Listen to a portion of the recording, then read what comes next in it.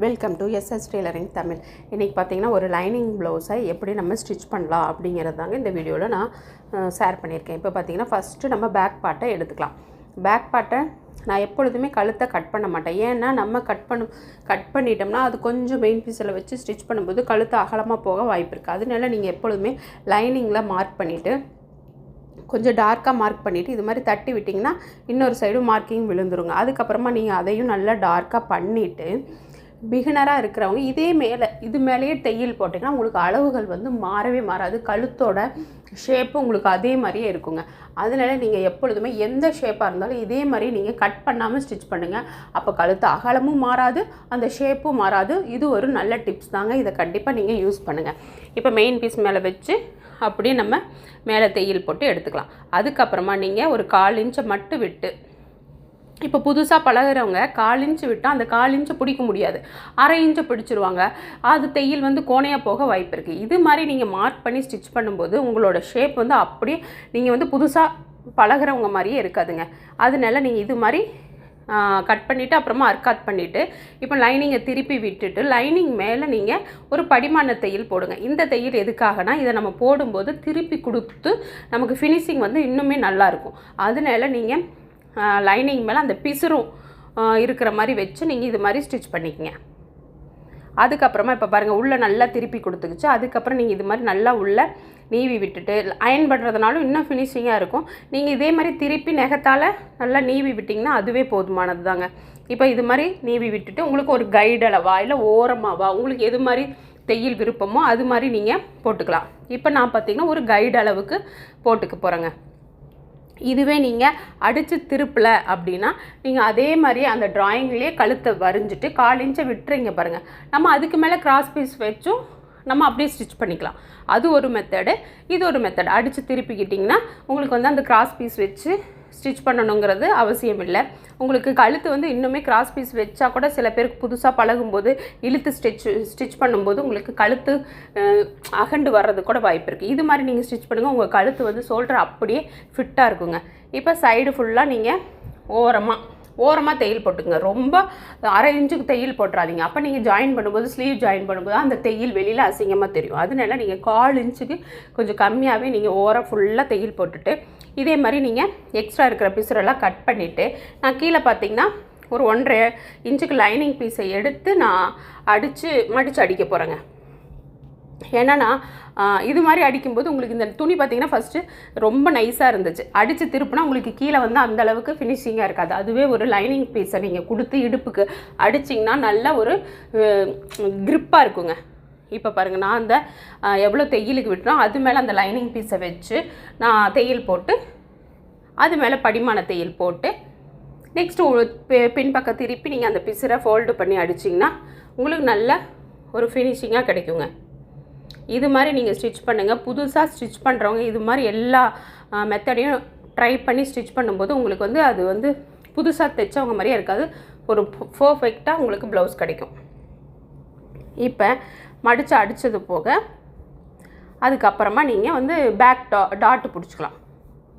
டாட்டையும் நீங்கள் இதே மாதிரி 2ஆக ஃபோல்டு பண்ணிவிட்டு சைடில் நீங்கள் தையலுக்கான அளவு எவ்வளோ விட்டுருந்தீங்க 1.5 இன்ச்சா 2 இன்ச்சா அதை மார்க் பண்ணுங்கள். அதை மார்க் பண்ணதுக்கப்புறமா இருக்கிற அளவில் பாதி அளவை மார்க் பண்ணி ஸ்டிச் பண்ணுங்கள். இது மாதிரி எல்லா ப்ளவுஸுக்கும் நீங்கள் இந்த மெத்தடவே ஃபாலோ பண்ணிக்கங்க. அப்போ தான் உங்களுக்கு அளவுகள் மாறாது. ஏன்னா சில இதில் நம்ம வந்து ஃபுல் ஷோல்டர் போட் நெக் வைப்போம், இன்னும் க்ளோஸாக நெக் வைப்போம். அதுலாம் நீங்கள் இது மாதிரி எப்படி ஷோல்டர் சென்டராக நீங்கள் மார்க் பண்ண முடியாது. அதனால நீங்கள் இந்த மெத்தடு தான் நீங்கள் எல்லாத்துக்கும் யூஸ் பண்ணிக்கணும். இப்போ பார்த்தீங்கன்னா 2 பக்கம் நான் கிராஸாக பிடிச்சிட்டேன். இப்போ முன் பக்கத்தில் என்ன மிஸ்டேக் வரும்னா பிகினர்ஸுக்கு நம்ம வந்து ஒரு சைடாக அடித்து திருப்பிடுவோம். ஒரே சைடு ஃப்ரண்ட் வந்து ஒரு பக்கமாகவே போய்டும். அதனால இது மாதிரி நீங்கள் வச்சு திருப்பி பாருங்கள், கரெக்டாக இருக்கா, நமக்கு லெஃப்ட்டு ரைட்டு வருதா அப்படின்னு நீங்கள் பார்த்துக்கிட்டு அடித்து திருப்புங்க. இது மாதிரி மெயின் பீஸில் நல்ல பக்கம் மேலே தான் வைக்கணும். பேக்கில் நீங்கள் அடித்து திருப்பியிருக்கோம் நம்ம, அதே மாதிரி ஃப்ரண்ட்லேயும் நான் அடித்து தான் திருப்ப போகிறேன். இப்போ கரெக்டாக நெக்கோட ஷேப்பை நான் வரைஞ்சிட்டு நல்ல பக்கத்து மேலே மெயின் பீஸோட நல்ல பக்கத்து மேலே லைனிங் பீஸை வச்சு இப்போ கழுத்தை அப்படியே ட்ராயிங் மேலேயே ஸ்டிச் பண்ணிக்கங்க. நீங்கள் வீணைக்கு கொடுத்தாலும் சரி, யூனிக்கு கொடுத்தாலும் சரி, எது கொடுத்தாலும் நீங்கள் இது மாதிரி ட்ரா பண்ணி ஸ்டிச் பண்ணும்போது உங்களுக்கு ஷேப் வந்து அப்படியே இருக்கும். இப்போ அதே மாதிரி கட் பண்ணி திருப்பி அதே மாதிரி தான் பேக்கில் எப்படி நம்ம பண்ணோமோ அதே மாதிரி தான் ஃப்ரண்ட்லேயும் உங்களுக்கு ஒரு பகுதியை மட்டும் தைக்கிறத காட்டுறேங்க. ரெண்டும் காட்டினா போர் அடிக்கும். அதனால சரி ஃப்ரண்ட் எப்படின்னு தெரியாமல் இருக்கலாம்ல சில பேர்த்துக்கு, அதனால ஃப்ரண்ட்டில் ஒரு பார்ட்டை எப்படி நம்ம அடித்து திருப்பணும் அப்படிங்கிறத நான் உங்களுக்கு காட்டியிருக்கேன். இதே மாதிரியே பேக்கில் நீங்கள் எப்படி விட்டீங்க ஒரு கைடு அளவுனா ஃப்ரண்ட்லேயே அதே மாதிரியே விடுங்க. அப்போ தான் உங்களுக்கு ஃபினிஷிங்காக இருக்கும். இல்லை நான் பேக்கில் ஓரமாக போட்டுட்டு ஃப்ரண்ட்டில் ஒரு கைடு விட்டிங்கன்னா அது நல்லா இருக்காது. இப்போ இதே மாதிரி நான் ரெண்டையும் அடிச்சுக்கிட்ட பாருங்கள். அதுக்கப்புறமா நீங்கள் கரெக்டாக வச்சு பாருங்கள் அப் அண்ட் டவுன் இல்லாமல் கரெக்டாக இருக்கான்னு.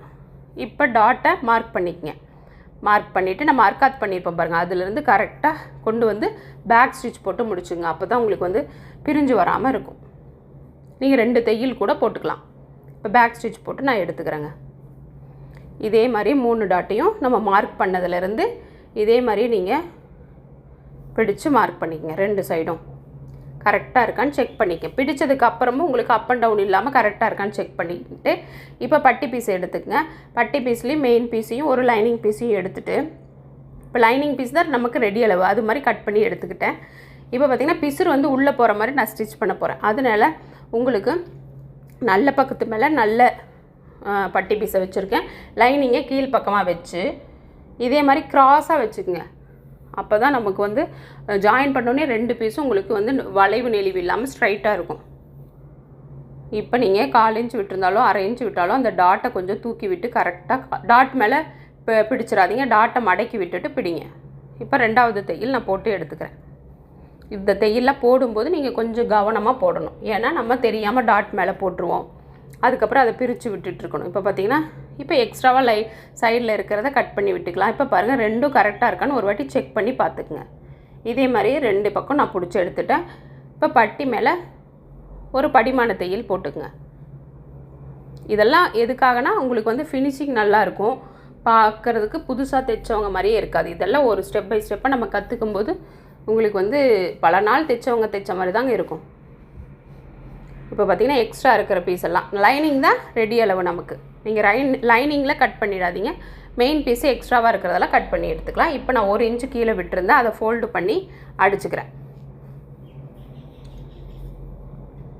இதே மாதிரி இன்னொரு பார்ட்லேயும் நான் அடித்து எடுத்துக்கிறேங்க. ஃப்ரண்ட்டில் மட்டும் நீங்கள் ஒவ்வொரு வாட்டியும் டாட் பிடிக்கும் போதும் பட்டி ஜாயின் பண்ணிட்டோம் 2மே கரெக்டாக இருக்கா ஹைட்டு செக் பண்ணி கழுத்தில் இதே மாதிரி நீங்கள் செக் பண்ணி பார்த்துக்கணும்.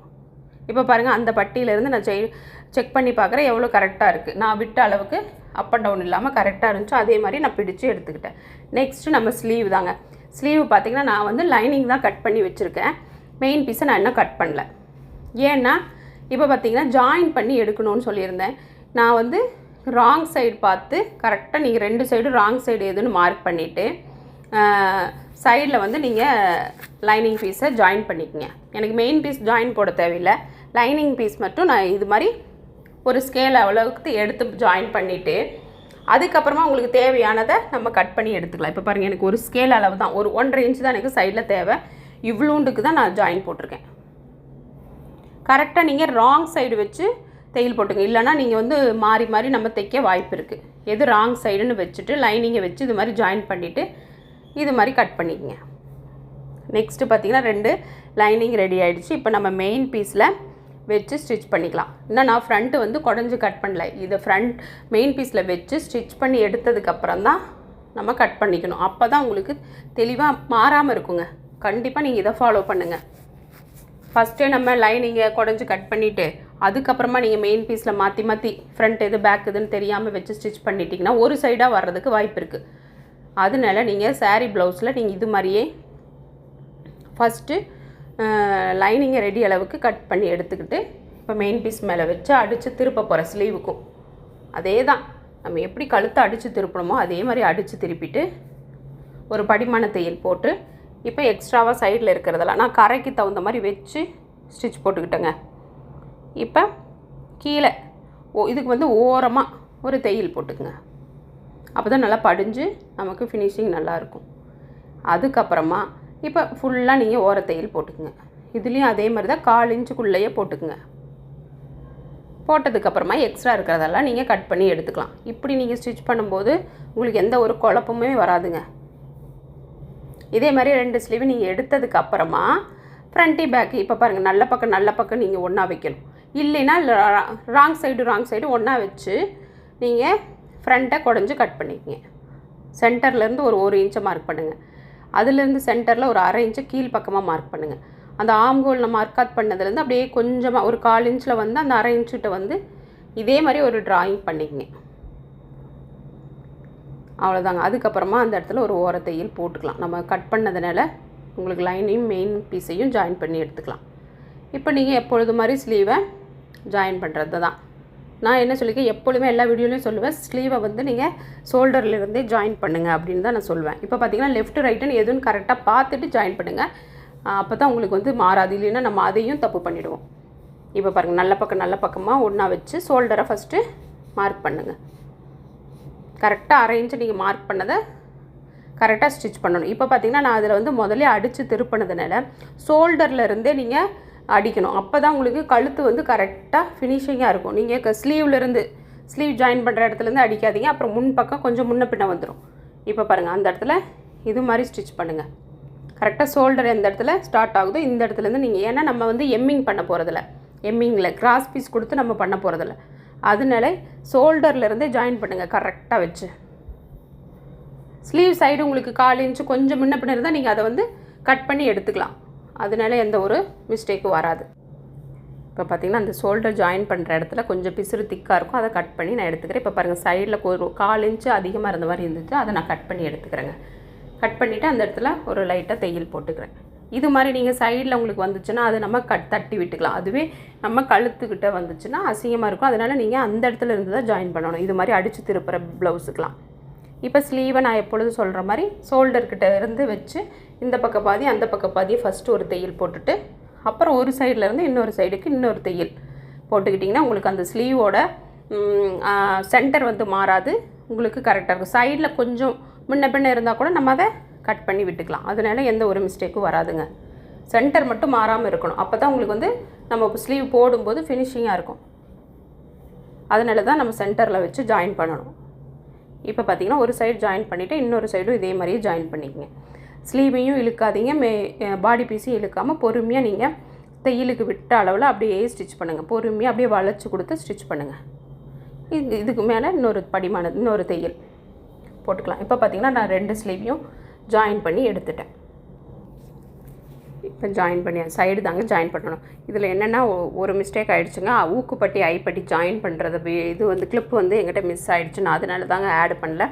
இது ஏற்கனவே நான் நிறையா வீடியோவில் நான் அது போட்டிருக்கேன், நீங்கள் வேணாலும் செக் பண்ணி பாருங்கள். இப்போ நெக்ஸ்ட்டு பார்த்திங்கன்னா அளவு ப்ளவுஸில் உள்ள இடுப்பு சுற்றளவு பேக்கில் இருக்கிறத பிடிச்சிட்டு ஃப்ரண்ட்டில் ஐப்பட்டி ஊக்குப்பட்டி இருக்கிற சைடை நீங்கள் அதே மாதிரியே மார்க் பண்ணிவிட்டு ஸ்லீவ் ரவுண்டில் உங்களோட கை சுற்றளவை மார்க் பண்ணிக்கங்க. மார்க் பண்ணதுக்கப்புறமா நீங்கள் எப்பொழுதுமே ஸ்லீவ்லேருந்தே நீங்கள் தையல் போட்டிங்கன்னா உங்களுக்கு கரெக்டாக இருக்கும். இப்போ பார்த்தீங்கன்னா அந்த ஆம்கோல் கிட்ட அந்த 2 இதுவும் கரெக்டாக வர்ற மாதிரி நீங்கள் வச்சு பாருங்கள். இப்படி விரலை வச்சு எடுத்து பாருங்கள், கரெக்டாக உங்களுக்கு அப்போ தான் அந்த ப்ளஸ் சிம்பிள் வரும். அதுக்கப்புறமா நீங்கள் இடுப்பு சுற்றளவு கீழே மார்க் பண்ணியிருப்போம் பாருங்கள், அது 2யும் கரெக்டாக வச்சு நீங்கள் நேராக ஒரு தையல் போட்டுங்க. நல்லா ப்ளவுஸை வந்து உங்களுக்கு மேல் பக்கம் நல்லா எடுத்து விட்டுட்டு விடுங்க. இல்லைனா தொங்க விட்டிங்கன்னா கூட உங்களுக்கு 1/4 இன்ச்சு 1/2 இன்ச்சு முன்ன பின்ன வர்ற மாதிரி இருக்கும். அதனால நல்லா ப்ளவுஸை நீவி ஸ்ட்ரைட்டாக விட்டு நீங்கள் ஸ்டிச் போடுங்க. இப்போ பார்த்தீங்கன்னா சைடில் நான் ஒரு தையல் போட்டேன். இதே மாதிரி நான் இன்னொரு பக்கம் சைடு ஜாயின் பண்ணி எக்ஸ்ட்ரா தையல் போட்டு இது மாதிரி அர்க்காத் பண்ணிக்கிட்டேங்க. ஏதாவது டவுட் இருந்தால் கமெண்ட் பண்ணுங்கள், பிடிச்சிருந்தால் லைக் பண்ணுங்கள். இதில் பார்த்திங்கன்னா இந்த ஐப்பட்டி ஊக்குப்பட்டி மட்டும் மிஸ் ஆகிடுச்சுங்க, வெரி சாரி. இதுக்கு முன்னாடி வீடியோவில் இருக்குது, நீங்கள் வேணாலும் செக் பண்ணி பாருங்கள். இதோட ஃபினிஷிங் எப்படி இருக்குதுன்னு பார்த்து சொல்லுங்கள். நெக்ஸ்ட் வீடியோவில் பார்க்கலாங்க. பாய்.